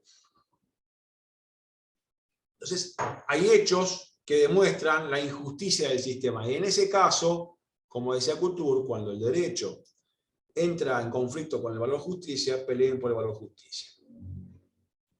¿Contra qué atenta la opción excluyente? Cuando el principio protectorio, el derecho a la igualdad, fíjense, en el mismo accidente uno le paga más que a otro. El derecho de propiedad, el principio de renunciabilidad de derechos y el pago a cuentas, el principio de indemnidad del derecho propiamente, del derecho del trabajo, el acceso a la justicia, en ese caso, el avión que se cae, los pasajeros tienen acceso a la justicia inmediato, en cambio los trabajadores tienen que ir a la comisión médica. El juez natural, porque si yo opto por una reparación integral, tengo que ir al juez civil. El principio de progresividad que impide a los estados regresar en sus derechos, y el principio de justicia social, que es el principio sin definición, y que Estela Ferreiros decía que en esto la volvíamos loco, me acuerdo, en el posgrado, le decíamos, doctora, defina la justicia social, y decía, la justicia social es ese valor justicia que está en el corazón de todos los hombres. Y yo le decía, no todos los hombres tienen corazón. Entonces, ahí está el tema. Pero la justicia social es, en realidad, para decirlo, si la justicia distributiva es a cada uno lo suyo, la justicia social es a cada uno lo suyo en tanto y en cuanto así le corresponda. Y así sea justo. Eso es justicia social. Pero bueno, esto cada uno le dará el valor que considere, pero es cierto que en mi visión, no es cierto, en mi visión la opción incluyente atenta contra estos derechos y garantías. Fíjense, para concluir, la diferencia que se ve entre una reparación, un supuesto básico, un trabajador joven de 28 años con un... Acá está mal, esto no es más IBM, es valor del ingreso base mensual. Me quedó viejo. O no me quedó viejo, lo escribí mal yo. No es más IBM. El artículo 12 de la Ley Complementaria de Riesgo del Trabajo, el artículo 12, modificado para la Ley Complementaria de Riesgo del Trabajo, le modifica y es BIBM. Pero supónganse que está bien escrito. Segundo. Hoy a la mañana di 3 horas de clases en la UBA, así que a esta hora ya, hasta ahora ya la gola. Bueno, 100.000 pesos actualizado por Richter, y una incapacidad del 25%. Aplico la fórmula polinómica, saco el polinomio, reemplazo uno por otro, la fórmula me da 3 millones de pesos. No es accidente ni tigre, me da 614.000 pesos. A ese sumo uno más otro, me da 3.688.000. A eso le sumo tasa activa. Voy a ir de nuevo, porque hoy en la facultad tengo que dar 2 temas, recursos, y después tengo que aplicar liquidaciones. Yo creía que mis alumnos se iban a quedar con el tema de recursos, que es bastante difícil. No, cuando hablaba de número de liquidaciones, las caras que tenían. Le digo, ¿por qué las negaciones y demás?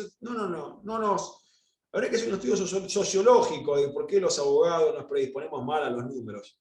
Así que, pero bueno, 53 es el número que dice la fórmula.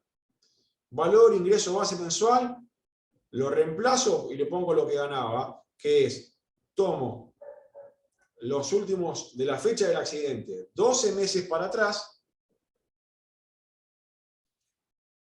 sumo y obtengo el promedio. En realidad puedo sumarlo y obtener el promedio y actualizarlo por RIPTE, o debería técnicamente actualizar mes a mes por RIPTE, con la tabla que informa el Ministerio de Trabajo, y ahí hacer el promedio y tenerlo. Esto es lo que correspondería hacer.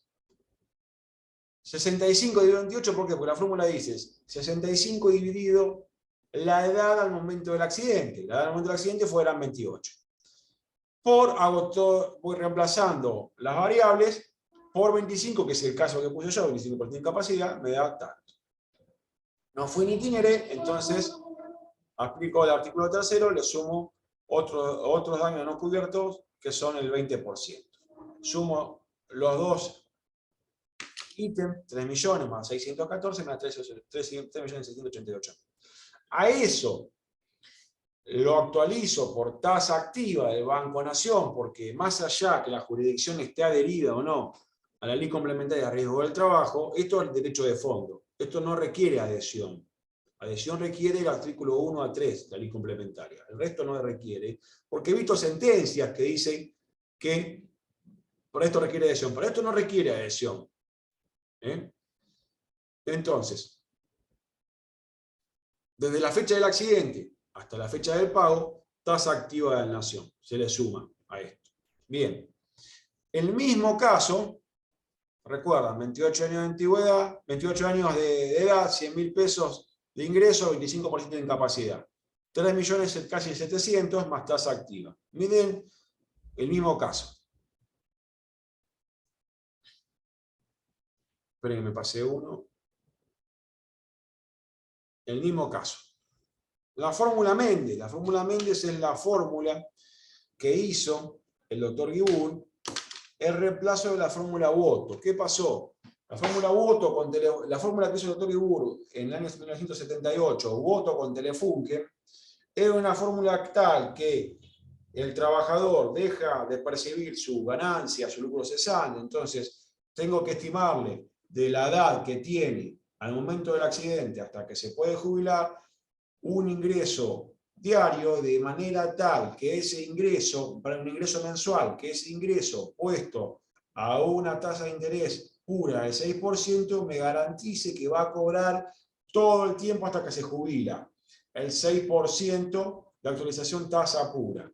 Entonces, esa fórmula Woto con Telefunken, la que duró muchos años, la Corte de Nación la declara inconstitucional en el precedente Aróstegui en el año 2007, y vuelve, entonces el mismo doctor Guibur que hizo en el 78 la fórmula Woto, hace una nueva fórmula Méndez que mejora a Woto, y claramente el doctor Guibur explica y dice, bueno, miren, si me están diciendo que no puedo usar fórmulas, yo les digo a los ministros de la Corte que si tengo que hacer indemnizar y reparar a un trabajador, tengo que usar números y cuentas. No tengo otra forma, porque si no voy a ser arbitrario cuando yo diga a este le corresponde 10 millones y a este le corresponde 2 millones. ¿Por qué a uno 10 y a otro 2? Entonces, el doctor Guibur, un maestro del derecho, y busquen en YouTube sus charlas porque son imperdibles, los que hemos tenido la suerte de ser alumnos de él, no es imperdible.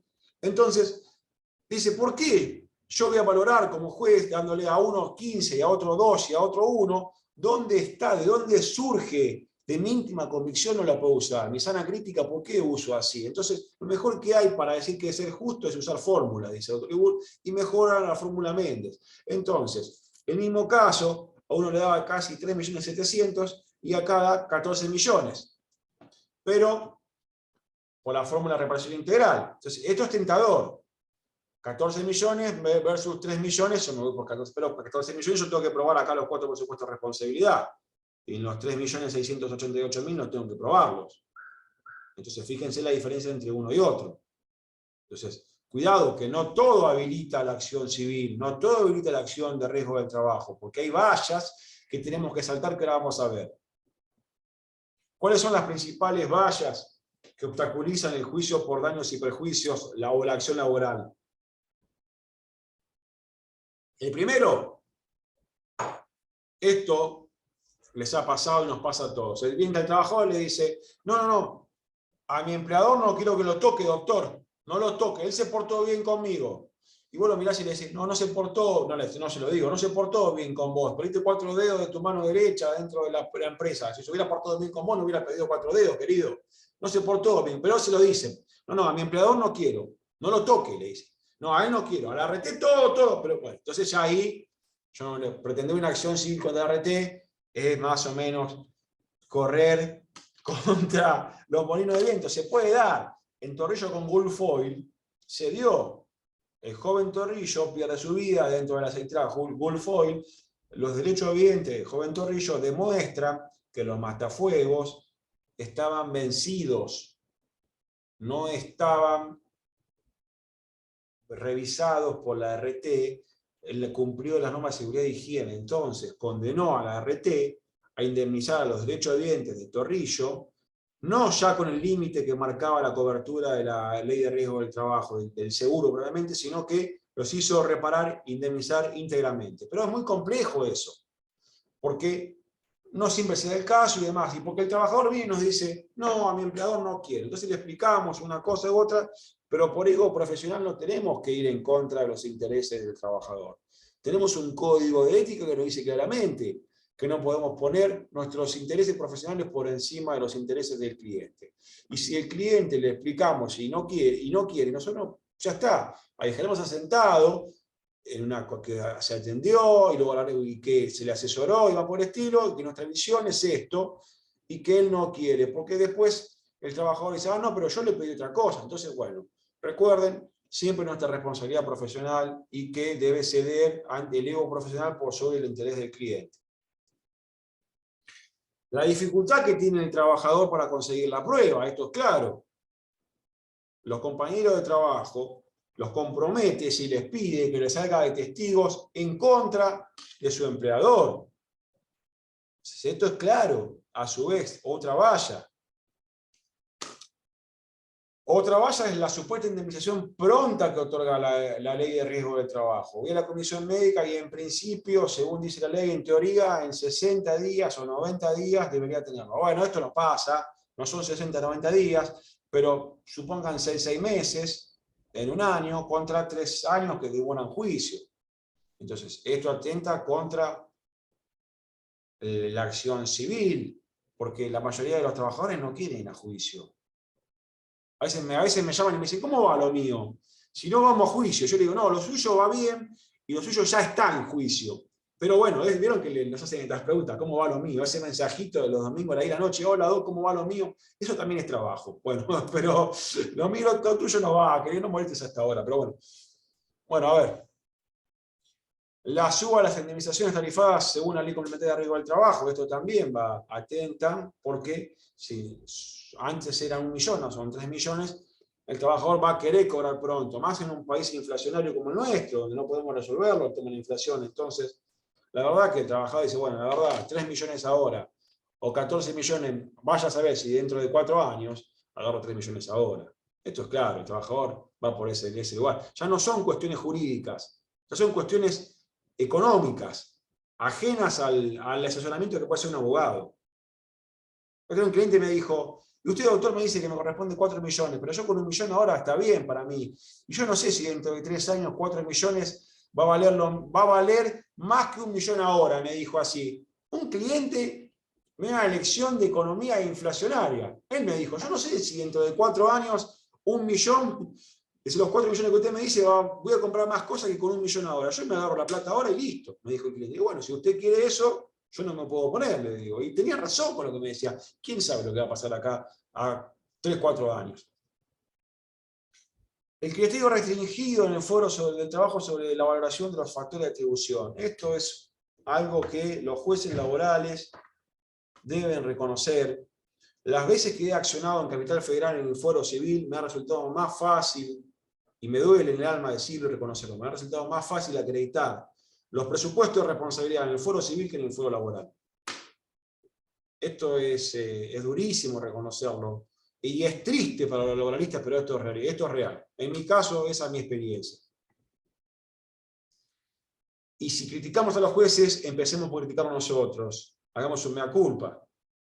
La falta de capacitación en tiempos y el tiempo del abogado para el caso concreto. No nos tomamos a veces el tiempo concreto para el caso, porque tenemos más causas de las que realmente podemos llevar en el estudio. Y bueno, y ¿sabes qué? No querés hacer el juicio de tu empleador, bueno, listo, ya está, vamos. El juicio, la acción civil o la acción laboral requiere mayor capacitación y mayor escritura, mayor estudio, que el juicio propiamente de ley de riesgo del trabajo, porque uno es tarifado y el otro es indemnizatorio. Fíjense en la naturaleza entre uno y otro. Entonces, nosotros queremos una mejor colegiación, una abogacía mejor capacitada. Bueno, acá está. Acá estamos dando el Colegio de Abogados de Dolores, la CIJUSO está dando las capacitaciones a sus matriculados y abierta a todos aquellos que quieran venir acá. Entonces, aprovechemos los cursos, veamos los cursos y demás. Y la homologación que otorga el artículo 15 de la Ley de Riesgo del Trabajo, la ley complementaria, la homologación, me lo homologa un acuerdo en comisión médica, y no es cobre y luego siga, no es cobro y luego sigo, no, eso no es cobro y luego sigo, porque me lo homologan al artículo 15. Entonces acá hay otra valla importantísima, una valla legal que me dice, bueno, cobraste y se acabó, no podés reclamar después. Si querés reclamar después, vas a tener que demostrar que te aparecieron daños que no fueron contemplados al momento de la reparación y que son producto de ese mismo siniestro. Y va a ser difícil que lo puedas cobrar de esa forma. Así que tengan en cuenta esto para eso. Y otro tema más, la prohibición del pacto de cuota litis. El abogado, como cualquier hijo del vecino, vive de su trabajo, vive de la profesión. Y si le prohíben el pacto de cuota litis, por la ley complementaria, en el artículo 1, le prohíben la acción, en la acción civil le prohíben el pacto de cuota litis. Y en la acción de riesgo del trabajo también se lo prohíbe. Pero en el ámbito judicial, aclaro, no se lo prohíben en las comisiones médicas. La ley complementaria dice en el ámbito judicial. Y si la ley no lo dice, entonces no tengo por qué distinguir donde la ley no distingue. La ley me dice que está prohibido para el ámbito judicial el pacto de cuota litis, ya sea la acción, una acción especial o una acción civil, pero no me habla nada de las comisiones médicas. Pero si el abogado le tratan de desalentar el pacto de cuota litis, entonces imaginen el abogado generalista, el abogado que tiene poco tiempo, que me entra en mi estudio jurídico y le digo, yo no me dedico a esto porque tengo esta prohibición. Hay precedentes que declaran la incondicionalidad del pacto de cuota litis y van a encontrarlo en los precedentes publicados en la página de Facebook. Que le dije nueva ley de procedimiento. Entonces, si ese abogado está desalentado de hacer una acción civil, un abogado generalista en el interior, imagínense, el trabajador que entró escuchó al abogado y el abogado le dijo, no puedes hacer nada con esto, si no fue ético con su cliente, se queda con esa visión. Y en realidad no es, y se cree que no tiene un derecho, y el trabajador tiene un derecho. Porque se atenta con el sistema republicano, al desalentar al abogado, que es parte de la justicia y garante del sistema democrático, entonces se atenta indirectamente contra el trabajador. El fallo Vera de la Corte sobre la cobro y posterior reclamación, la opción excluyente, en realidad Vera no dice eso, Vera está diciendo otra cosa. Vera es el principio de subsidiariedad, cuando se reclama por la acción civil y en subsidio se pretende la acción de riesgo del trabajo, la acción tarifada de riesgo del trabajo. ¿Qué quiere decir esto? Yo reclamo por la vía civil, pero si no acredito los presupuestos de responsabilidad por el motivo que fuere, quiero que me indemnicen por la ley de riesgo del trabajo. Esto es lo que dice Vera, por eso declara inconstitucional el artículo 4 de la ley 26773. Doctrina legal de la Corte, 6 de mayo del 2021, Vera Isabel Confisco de la provincia de Buenos Aires. Un nuevo fallo, ya concluyo, ya termino.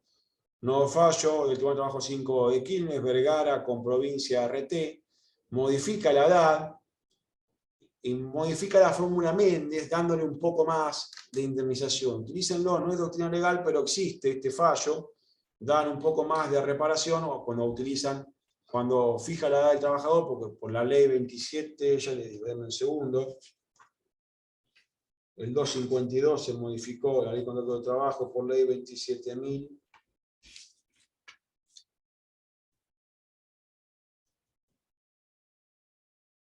No lo tengo. Bueno, la ley 27.623 creo que es, modifica el 252.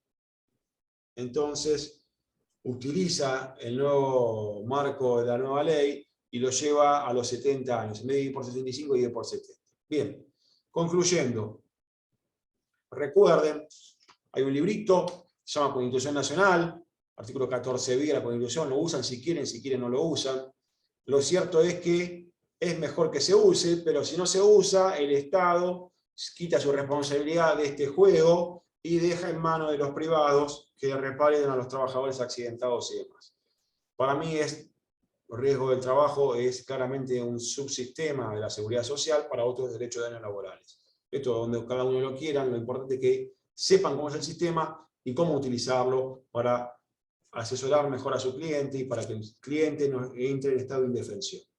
Así que bueno, muchísimas gracias. Les dejo de nuevo la invitación a la nueva ley de procedimiento laboral. Van a encontrar precedentes, incluido el de la declaración de incondicionalidad del pacto de Potalitis. De nuevo la invitación a este curso los lunes. Mandan el mail y se inscriben en cursosvirtuales.sijus@gmail. Con esta cantidad de docentes. Ya estamos en el módulo 2. Este me quedó viejo. En el módulo 2 es riesgo del trabajo. Tiene 3 módulos. Y derecho individual, riesgo del trabajo y procesal. Pero este curso tiene aula virtual. Todas las clases quedan videograbadas, entonces se sube la clase al aula virtual y pueden reeditarla y ver todos los cursos, todo lo que se ha dado. Se termina en diciembre con el curso, así que termina cerca de las fiestas. Así que ahora estamos en el módulo 2, que es riesgo del trabajo, y después ya vendrá el módulo 3, Dios mediante, módulo 3 de Derecho Procesal del Trabajo. De nuevo, les recuerdo, la semana que viene, el que sabe, el amigo, el doctor Eduardo Lantela, compañero de grandes batallas, hemos recorrido de la provincia con el doctor Eduardo Lantela. El doctor Lantela siempre me recuerda la batalla de Bahía Blanca, la llama él, cuando era proyecto de ley, la 15.057, batalla entre comillas, el debate extenso que hemos tenido, más de 6 horas de debate sobre una gran jornada en el Colegio de Bahía Blanca. Recuerdo, me dice, ¿te acordás la batalla de Bahía? 6 horas de debate. Y le digo, no me hagas acordar que no tengo ganas de volver. Le digo, 6 horas de debate. Le digo, ni que fuera, le digo, un diputado o un ministro que va al Congreso. Le digo, 6 horas de debate. Así que bueno, la semana que viene van a haber enfermedades profesionales. Le agradezco nuevamente al Colegio de Abogados de Dolores, a la Fundación Sijuso. La Fundación Sijuso es nuestra escuela de posgrado del Colproba. Tenemos que usarla como tal. Es nuestra escuela de posgrado, es de los abogados y abogadas que ejercen la profesión, de los abogados matriculados. Lógicamente, es abierta a todos, como es el Colproba, pero es nuestra escuela de posgrado. Así que bueno, muchas gracias. Bueno, y esta invitación que tanto esperaba, para mí ha sido un placer estar con ustedes. Bueno, la verdad que hemos disfrutado de tu charla, y si alguien tiene alguna pregunta, es el momento de hacerlas, así que abrimos un espacio, si tienen intenciones de preguntar. Los cansé, los cansé, o como decía un profesor del posgrado mío, del doctorado era, un uruguayo, Américo Pla Rodríguez, un maestro que escribía sobre los principios y demás. Me acuerdo que hablaba a las 2 horas de clase y los últimos 5 minutos decía, bueno, ¿qué pregunta quieren hacer? Y nadie preguntaba, entonces decía, muy claro no fui. Lo que pasa es que no quieren preguntar porque no es hora de hacer preguntas, dice, esa es la realidad. ¿No? Entonces pues no era hora de hacer preguntas, así que bueno. Lo más importante es las preguntas que ustedes hagan. Aunque consideren que es una pregunta tonta, es importante que no se queden con dudas.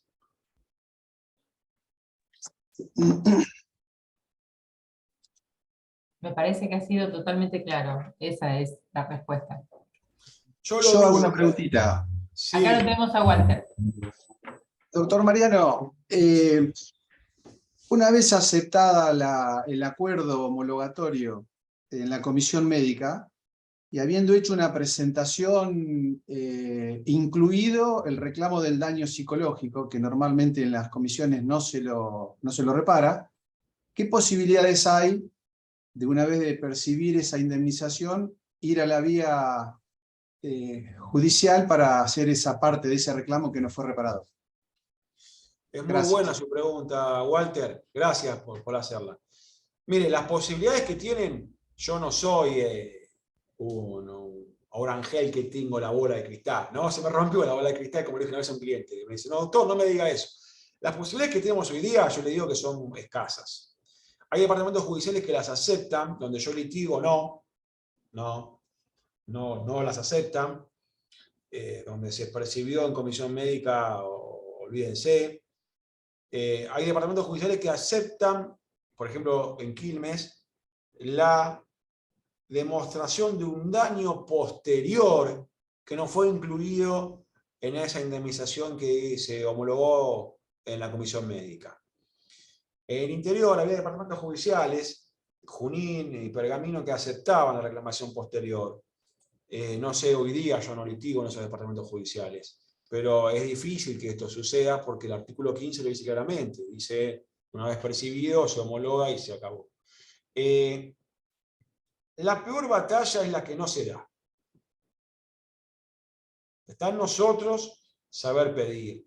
Cuando salió Gorosito, creímos que se nos venía el mundo abajo los laboralistas.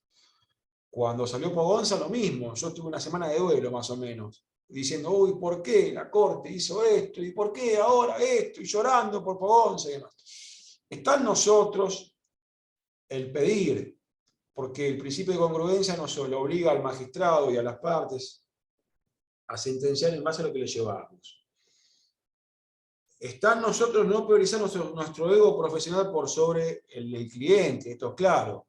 Si hay que explicarle al cliente, Walter, y a todos los colegas, mire, usted ya cobró, vamos a ir a reclamar la diferencia, pero es posible que lo perdamos, porque las condiciones en este momento no están. Pero si el cliente acepta esto, y nosotros estudiamos y damos lo mejor, y le anticipamos de entrada que posiblemente el resultado no sea el mejor, bueno, hicimos lo que corresponde a nuestra profesión, luchar por el derecho. Y explicarle al cliente, mire, yo considero que esto es injusto, y yo abrazo su causa, y fui a dar pelea a los tribunales. La Corte me dijo que no, pero yo peleé por usted. No me gaste la plata antes de tiempo, hay que explicarle al cliente, no gaste su plata antes de tiempo que no la tiene, porque usted ya cobró. Entonces, esto es nuestro deber como abogados. Las posibilidades hoy día, donde yo litigo, le digo, olvídese. Olvídese. No sé en su departamento judicial, pero eso lo conoce cada uno. Donde si usted me dice acá donde yo litigo, no venga, no intente por lo pronto eso. En otro lado, por ahí sí. Gracias. No, por favor, Walter. Un gusto. ¿Qué otra consulta tenemos? Yo hago una pregunta. ¿Me escucha? Deme un segundo, Silvina, que justo pasó el tren que va afuera, que va a Zárate. Yo estoy cerca de la estación acá.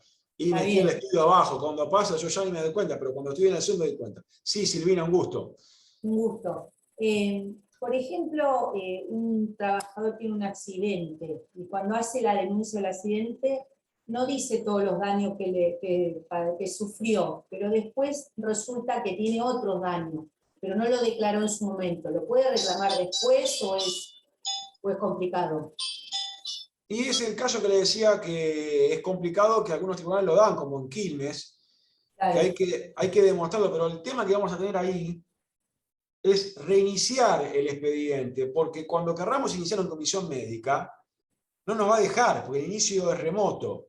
Claro. Va a decir, ya está iniciado, no nos va a dejar. Ya existe, ya fue pagado, lo que fuere. Entonces, ahí tenemos que mandar carta documento o telegrama a la RT o a la comisión médica para pedirle que nos deje iniciarlo. Entonces, fíjense, los problemas, el sistema nos corta, nos dice no, y demás. Entonces, y si la RT o la comisión médica no nos deja, ya tenemos que la vía expedita para ir directamente a tribunales para decirle al tribunal, mire, yo quise ir por la vía para reclamar el nuevo daño que surgió por consecuencia, que no quedó, no sé, supónganse el caso típico, el hombro, y la cintura y la rodilla.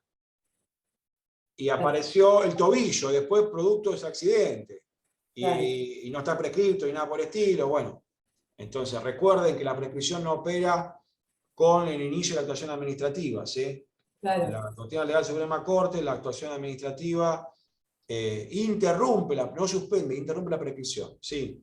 ¿Se entendió, Silvina? Claro, pero ese sería en la instancia judicial, pero yo pregunto antes, no se cobró nada, está recibiendo las prestaciones y le surge algo más que no lo declaró en su momento o le surge posteriormente, por ejemplo, caso tobillo, rodilla, en este caso. Bueno, en ese caso, si no llegó a la audiencia médica, puede incluirlo, puede ampliarlo.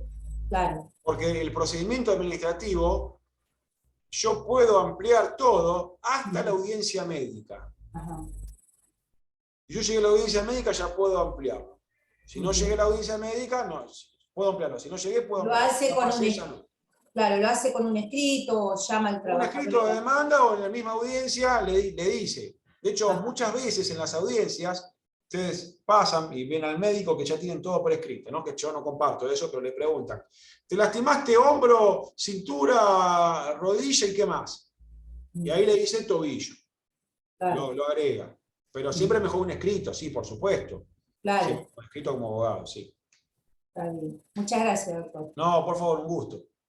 Igualmente. Mariano, hay una pregunta en el chat. ¿Querés que te la lea o la querés leer vos? A ver, léemela, a ver, la tengo acá. Dice Gabriela Villaverde. Léela, por favor. Bien. ¿Qué ocurre con los expedientes que están en la Corte actualmente, luego del fallo Pogonza, por recursos de la ART que plantean la constitucionalidad de las comisiones médicas? Cuando sale la sentencia, si la Corte confirma el criterio de Pogonza, ¿empieza de cero en la comisión médica?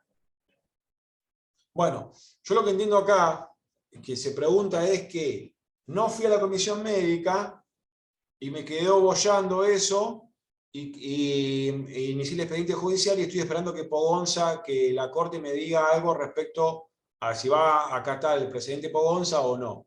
En ese caso, debería yo, si la Corte de Provincia o de Nación confirma Pogonza o confirma, la Corte de Provincia no va a confirmar Pogonza, va a confirmar Marchetti y Delgadillo Saxa. Pero si confirma esos precedentes, el expediente judicial ya está iniciado, prescripción no hay. Porque está iniciado el inicio de la demanda, interrumpe la prescripción.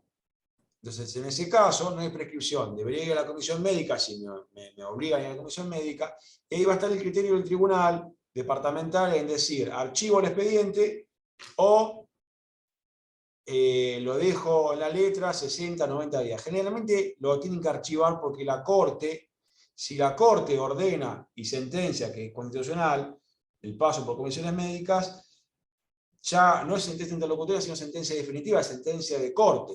Entonces debería el tribunal, ya perdió la jurisdicción, porque ya sentenció, debería el tribunal archivarlo. Y en ese caso, debería iniciar todo el trámite de nuevo de comisión médica, ir a la comisión médica y al día 61, si no se expidió, ir al juicio. Fíjense, yo tengo varios expedientes así, esto es no darle al trabajador el suyo, bueno, no quiero hablar más, pero yo tengo expedientes así. Así que sí, debería ir a la comisión médica si le pasa eso. Perfecto. Muchas gracias, acá dice Gabriela. Ah, bueno, un gusto.